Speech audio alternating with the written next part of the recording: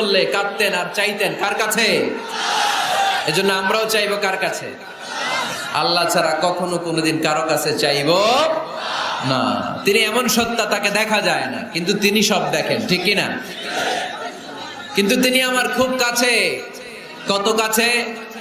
আমার বাবা আমার যত কাছের, তার চেয়েও আমার বেশি কাছের আমার আল্লাহ। আমার মা আমার যত কাছে, আমার তার চাইতে বেশি কাছে কে? আমার স্ত্রী আমার যত কাছের, তার চাইতে আমার বেশি কাছের কে?